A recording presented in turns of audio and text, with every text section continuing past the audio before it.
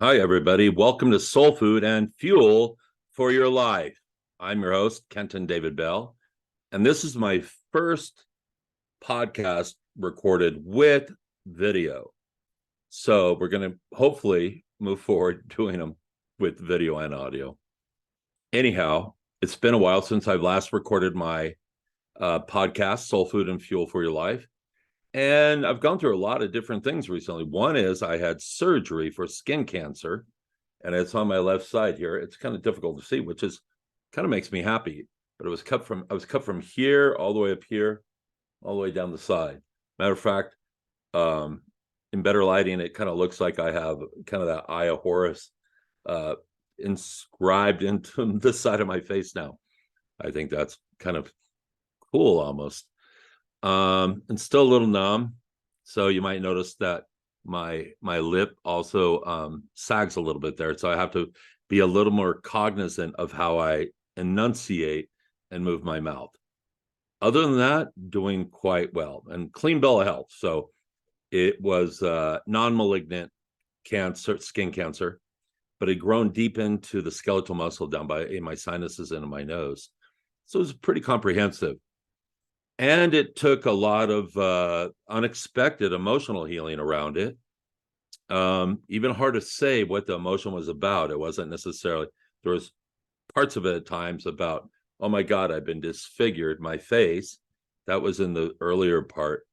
But later on, it was just, it's hard to even put into words what it was.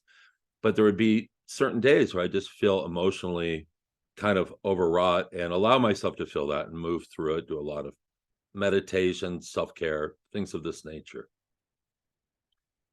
Anyhow, I've been talking to my email list through emails about parallel worlds and what does that mean? There seems to be the idea of parallel worlds kind of in the air now. This is something that I've been experiencing, I would say, for a couple decades that I've been aware of, at least ever since my Kundalini awakening back in the mid 90s. And I could go on literally for probably 4 hours straight about all these different stories and experiences I've had around this. You know, it's not necessarily that we're going to different planets. First of all, it's not like Earth is one planet and then there's many variations of this planet in physical form. All of this is coming from the perspective that we are in a hologram, that we live in a holographic world. And in that hologram, we are, excuse me, phone is off now. And in that hologram, we have the ability to shift the picture, you might say, that we are seeing. So, in my email, I sent out one of the main stories, the one that sticks out probably the most to me was back in, when was it, 2001 or 2, I think. And I was at the time enrolled in Barbara Brennan Healing School in Miami. And on one of my flights, I only went to the first year, by the way. And as out of 4-year course, I found that a number of reasons, but one of it was much more. She teaches from a scientific point of view, and I have more of the mystic in me. So there was a bit of a difference there that wasn't reconcilable within myself. And we'll be talking about that more, why the mystic is so important at this time we're in right now.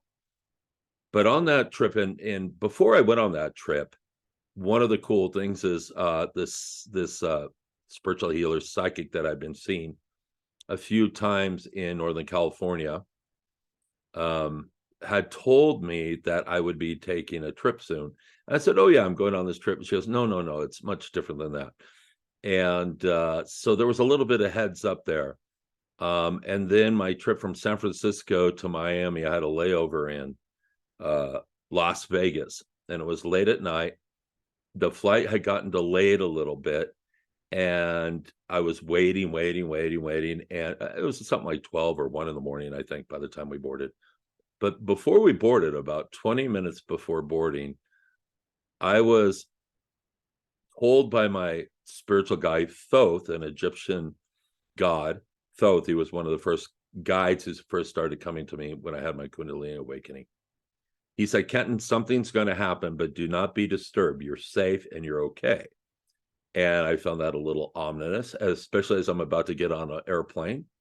So, but I trusted that guidance, and I got on the airplane, and just about as they're filled up, and most of the people getting on the flight were, I think I've used the term before, felt like extras from the movie The Hangover. They had been in Las Vegas partying all night, obviously, and having a good time. And so there were, it was a very loose and boozy passenger list on that flight. Anyhow, they're almost done boarding.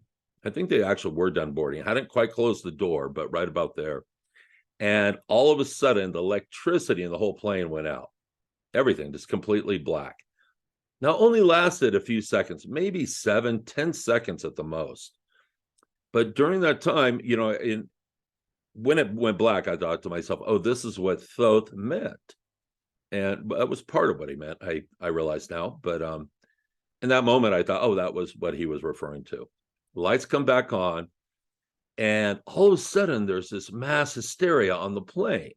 And literally 2/3 of the plane got off in this kind of fearful, anxiety, hysteric cloud that seemed to go through the airplane. So they get off, they shut the door, we start to taxi. The captain comes on and says, we're going to experience a little bit of turbulence as there's thunderstorms. It's monsoon season in the Southwest. Nothing new to me at this time in my life. I live in the Southwest. So we take off, and as we're starting to gain altitude, just barely off the runway, I look out the window. I'm in a window seat, have the whole row to myself since so many people got off. And literally outside the right side, I can see what looks like a plane kind of with us, but right underneath us going like this. And I thought to myself, oh my God, we're going to hit this plane, or we are hitting it. It looked like our wings were already overlapping. And I'm about to literally just lose it. And I'm looking, and I know what I see. And I'm completely sober, by the way. No alcohol, maybe a little lack of sleep, nothing else. So completely sober, watching this plane kind of start. It's like they're one plane, and then it starts like separating, like there's two planes. And at first it looked to me like there was two planes, one coming at us. But as I watched more, it literally looked like it was separating out. It looked as if it was the same plane splitting in two, and somehow one was going one way, one was going the other way. I'm not saying what, there's no way to prove what I'm experiencing, nor am I trying to label it a particular thing. But that's what I watched. Then throughout the night, it was a night flight, red eye. I saw these three lights outside the right side of the plane. It seemed like following us the whole way. And, I thought, maybe they're ET aliens. I don't know. I can't figure out what's going on at this point. And I tried to sleep a little bit off and on, but I was a little kind of, I don't know, disturbed maybe by all of it, or heightened, I guess is a better word, a little bit of both. We land in Miami early in the morning. My bag is not there. Everybody else's bag's there. Mine's not. And it gets even weirder here. I had a appointment with this one gal from Chile that I was dating at the time in the school. We kind of having this long distance, hot little affair. So we were going to share a room, and I go to the hotel, and I call up to her room from the desk. I didn't have a cell phone at the time, and this is kind of, I think we did have cell phone. I did have a cell phone, but I didn't have it with me, or I can't remember why I didn't use it. Before I had a smartphone, though, it was just a little flip phone. And so I called from the desk phone, a woman there, representative, front desk person, up to her room, and she gave me the room number. So I go on up to the room, the door's cracked open. I knock, no answer. So I open it. I go in, nobody's there. It looks like nobody's even, no bags. And the person, the gal is supposed to meet, she's not there, nor do I see any of her stuff. So I thought, well, I'll just wait. I'm tired anyhow. So I sat down on the bed, and as I sat down, it was two queen beds next to each other. Sat down on one bed. The bed that was right across, right next to me, all of a sudden, I felt something. I couldn't see anything, but I felt something, and I noticed that there was all of a sudden this indentation on the bed, like somebody's sitting on it, but nobody's physically there. And I'm trying to talk to, like, are you, who are you? What's going on? Am I like lost in one dimension, this other person in another dimension? I had no idea what the hell was happening. And it kind of stayed like that for a few minutes, and then it disappeared. And then shortly, I'm resting, just trying to gather my wits about myself. A maid comes and knocks on the door and says, "Oh, I'm sorry, this room is occupied. You have to leave." And I was told to come up and clean it, even though it looked perfectly clean to me. And so I left, went back down to the desk, and asked the gal again about the room number. She said, "Oh, no, that's not the right room number." I said, "Well, that's the one you sent me up to." And so things were getting kind of bizarre now. And so what I decided to do is just leave my bag there. I changed into my swimsuit and I went to the beach. I was right on the beach. I thought I'll go get in the water, some sun, and it'll probably help me. So I did. I go down to the beach, Miami Beach.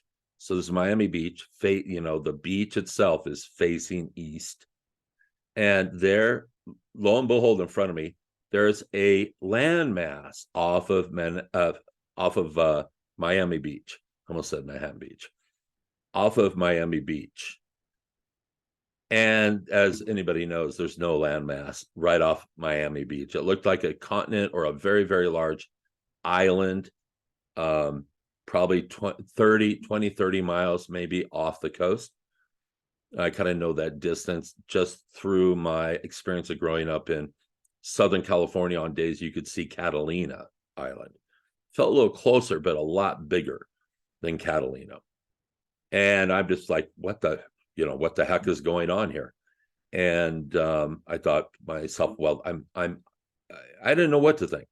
The only thing that could cross my mind at all to try to make sense was somehow I was in some sort of reality where maybe perhaps that's Atlantis, that it's still there. I have no idea. I didn't say anything to anybody because I was afraid of seeming crazy at the time. So then that happened, and then later that afternoon I caught up with the gal, and everything seemed kind of okay, but there was a lot of little differences all of a sudden. One of them being that people in my class seemed different. For instance, one of them, one guy there who was one of the people that the gal I was hanging out with, she was from Chile. And I can't remember where he was from, but we spent a little bit of time kind of, just chatting, being social. And what I remember was he identified as a gay male.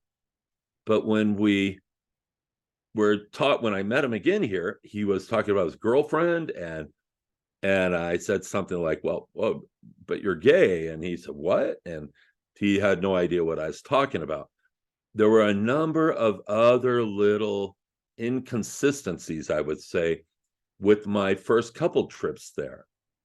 So all of a sudden, these people seemed like very different people with very different personalities and attributes. Some of them very similar, but some were even more different than they seemed the first time. Meaning, maybe they were a little bit more outgoing or a little bit more introverted. And so some of the nuances were very subtle. Some of them were less subtle. And somehow I'd gone into, I don't know if it's a parallel universe or a parallel world, whatever you want to call it. My sense is a lot of this has to do with the energy within our own auric field, and maybe having to do with our soul as well, soul lessons. I know that many of us are clearing a lot of past life stuff right now. We're coming out of like the old program. That's not new information, by the way. But as we do that, as we come out of the program, we're letting go of things, and we're also letting go of a lot of very rigidly held beliefs that keep us, in a sense, cemented into these realities that we call real. So when we talk about the parallel lives, I'm not trying to get people to believe that there are literally these separate worlds, which there probably are on some level, but it's more of a holographic projection.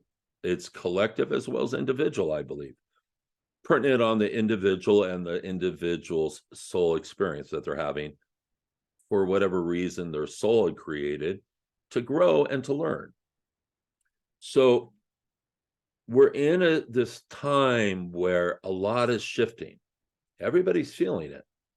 And I think it's really a great practice to engage our imagination a little bit more fully around these ideas of parallel worlds. Really, it's another way of saying what's really possible within your own reality, within your universe, the universe that you are. You know, it's amazing. For instance, time is not what we think it is.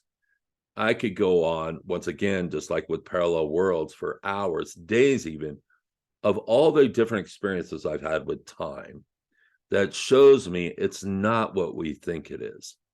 First of all, most people see time as something that's outside of themselves that they have to manage, that they have to somehow come into accordance with, that you have to obey it. But time is actually something that flows through us. So when we're experiencing time as something outside of us, what we're actually doing is we're not owning the whole truth of who we are. Even if you start practicing the idea that time flows through you rather than outside of you, if you begin to change that, your relationship with it, you'll start to notice that you have a lot more dominion over time rather than time having dominion over you. So we're in a time era that these things, time, space, even the physicists, scientists, are noticing that time and space, what they thought, that formula and the Einstein, all of that is starting to fall apart as you, especially when you get into smaller like quarks and smaller units of matter. They notice that it doesn't hold true the way that we believed it did. So what I'm suggesting is perhaps a lot of the ideas and evidence that physics, that we call physics, scientifically proven data, empirical data, maybe it's not as correct as we believe. And even more so, it might not be the tools that we want to reach for when we're reaching for growth and change. That's the main point here. How many times did we think, that, for instance, the idea of going to the moon a long time ago, 100 years ago, was science fiction. Now it's a practical reality. Look at the computer age, the technologically, how advanced we've grown in such a short amount of time.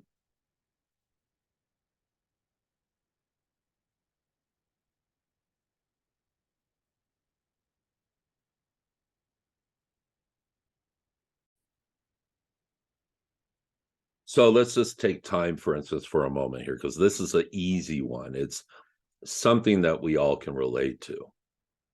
What is your relationship to time? What's your relationship to it? Are you always battling the clock? Are you always saying there's not enough time for everything? Do you believe that there's not enough hours in the day to get done what you want to get done? What is your belief? And ask yourself, is this belief serving you? Does it serve you, or is it working against you? You know, when you start to work with time flowing through you, it becomes malleable. I've played with this off and on for years. I remember living in Bodega Bay, north of San Francisco in Northern California. And I think it was like if you set 2 hours for your drive to the airport, you know, that's a little extra time. You might get there in an hour 40, but you never know with traffic. And so I'd be out in Bodega Bay, which is kind of out in the boonies on the water, and I would have to drive to San Francisco or the airport. And I started to notice that it almost didn't matter when I left, I would get there right on time. I noticed this over a period of a couple of years, even. So it wasn't just a once or twice sort of thing. And I even played with it on both ends, like, okay, there's no traffic today. I'm going to give myself 2 hours and 10 minutes, let's say, to drive to the airport. And I knew there wouldn't be traffic. And I'd drive there and I'd get there basically at the time I needed to get there, not 20, 30 minutes early. Then I also did the opposite. I thought, oh, this happened one day. I remember it was not necessarily intentional, but I was running late. I had to get to the airport. I knew it was a high traffic time, and I only had like an hour, you know, it's an hour and 20-minute window to get there. And so I got in the car and I decided I'm not going to speed. I'm just going to see what happens. And sure enough, I got there. I got there in less time than what seemed possible. And there was a fair amount of traffic on the road as well.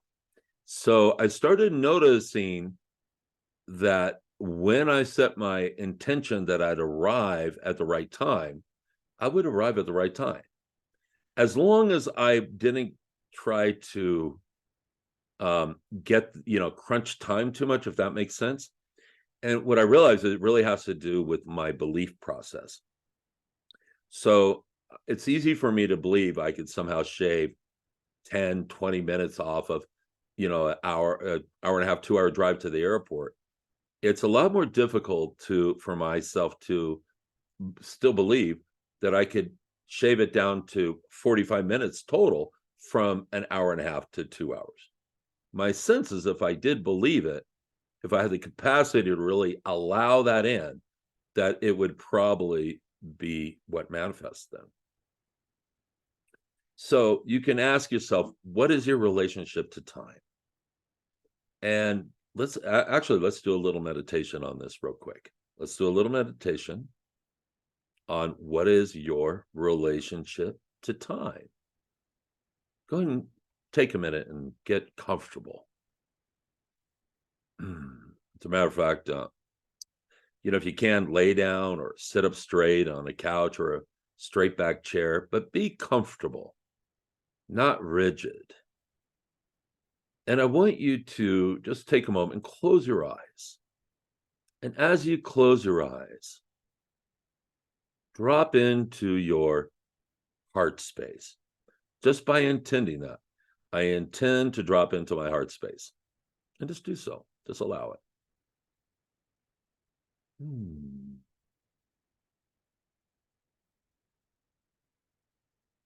As you drop in, I want you to kind of see what's in your inner heart space. If you've dropped in, you can start to see an environment, a space there. Some people will see maybe a cave that they're in. Others will see maybe you're in a field or on a beach, a tropical beach under palm trees. Or perhaps you're in the cosmos, in the universe, like in space, and floating with the stars in lotus position. These are common shared experiences I've learned over years of doing this, decades now. And so just allow it to be whatever it wants to be. But see yourself in your heart space, connecting to your true essence, to who you really are, the eternal self, your higher self, your spirit, your soul, your essence, your God self, whatever you want to call it. No right or wrong. The part of you that always was, always will be, never was born and never will die, just is. And ask that true self. Ask in a loving, compassionate, towards self way. Ask to align your relationship with time in a way that's going to serve you best. For instance, I would do something along the lines as meaning time is the thing we're looking at. I would use the I am. And by looking at time, I'd say, I am that I am. I am time, comma, I am. I am time, comma, I am. And let it flow through you. Let it be malleable. Let it be a flowing river through you that doesn't have really past or present like what you're used to, but really based more or less in the now. That's the only place we have power, in the now. It's the only place we can really create and manifest, in the now. Present, here, now. And just sit with that. I am time, I am. I am that, I am. And ask for your higher self, your soul's wisdom, to maybe give you a clue. Maybe there's a word or a sentence, or maybe it comes in through a little vignette, a little video in your inner mind. Maybe it's a symbol. But ask Spirit to show you something to help you align more with time, so that time flows through you and becomes an asset rather than you a slave to it.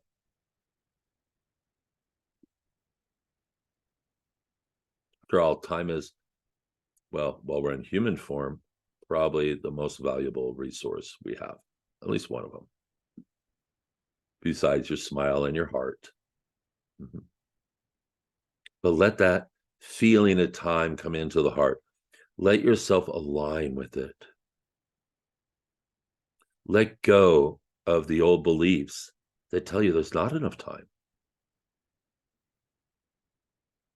You may stay in the space if you want. I remember once working with a travel writer. She wrote for a very well-known, very popular,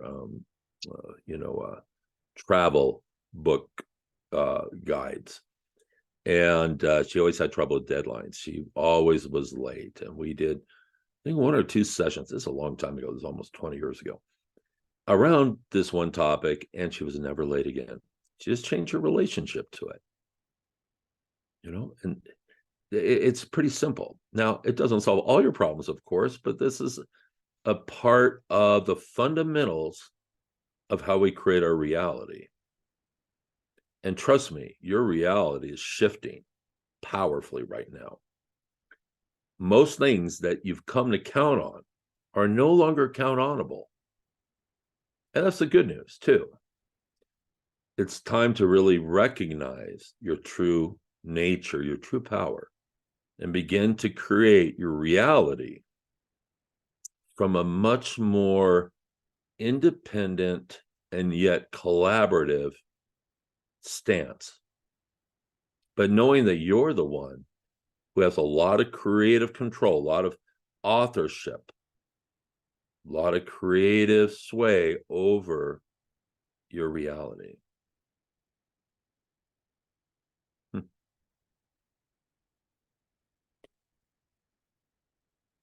Hmm.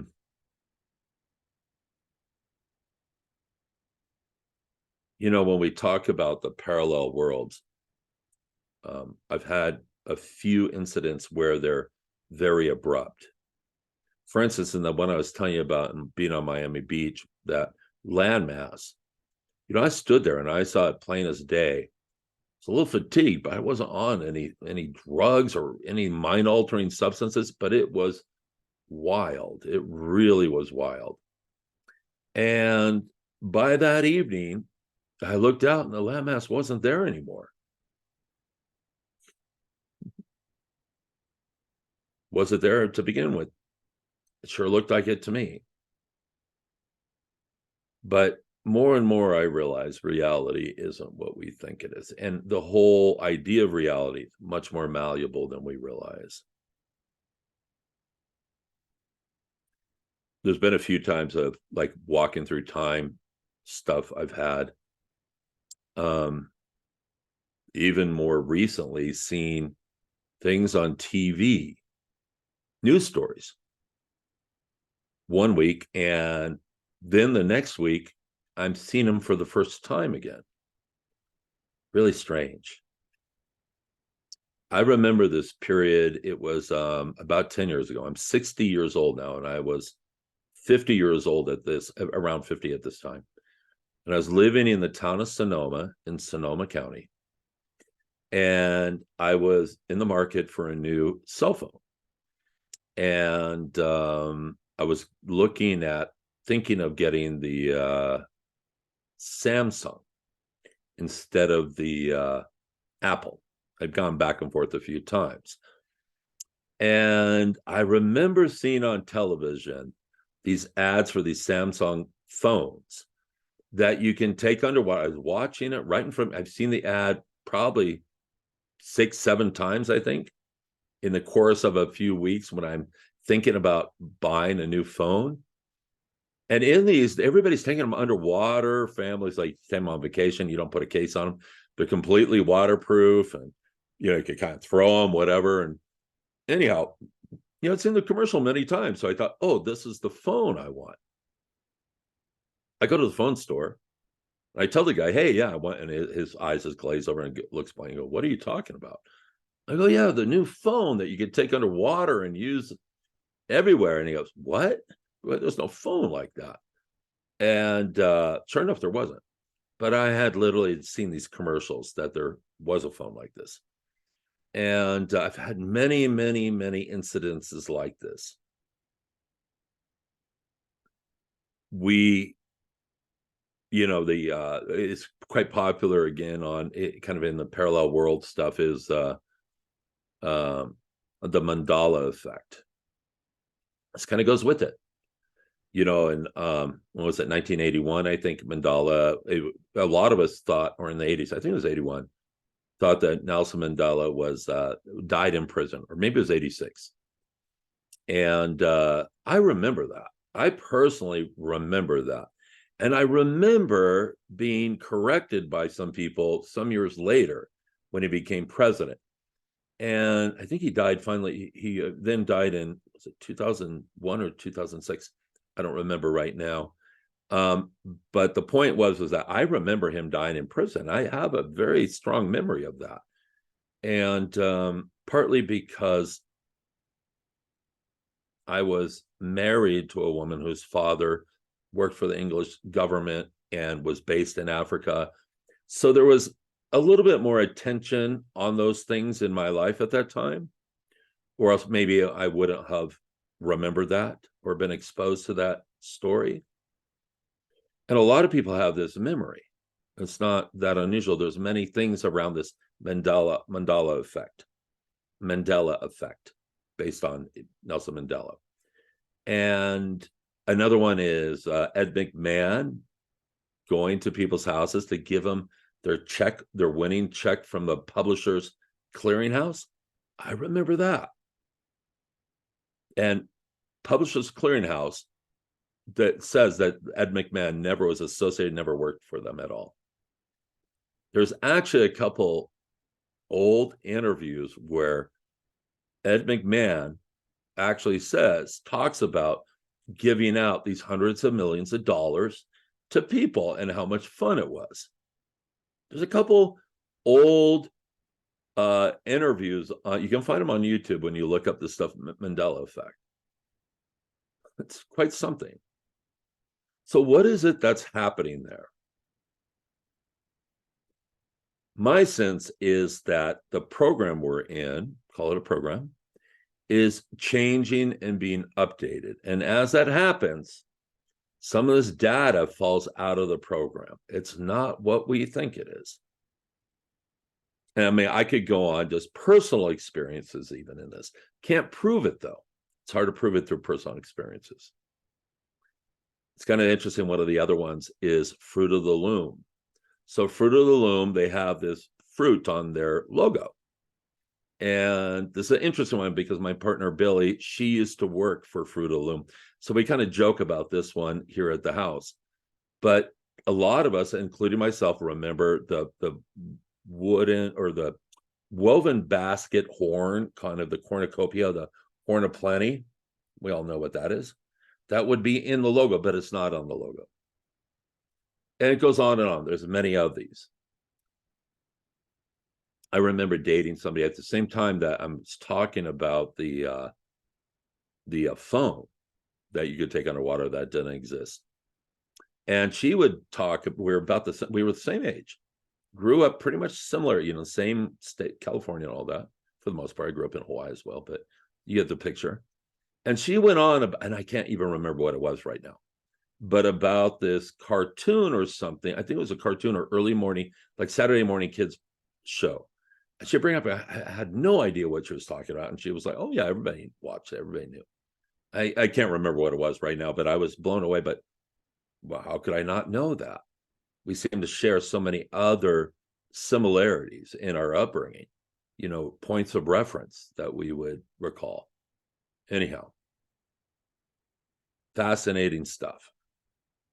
So my main point here, and the thing I like to stress more than anything, is reality is not what you think it is. And the more rigid your thinking is around it, probably the more difficult these times of change and transition are going to be for you. So I invite you to let go of some of that.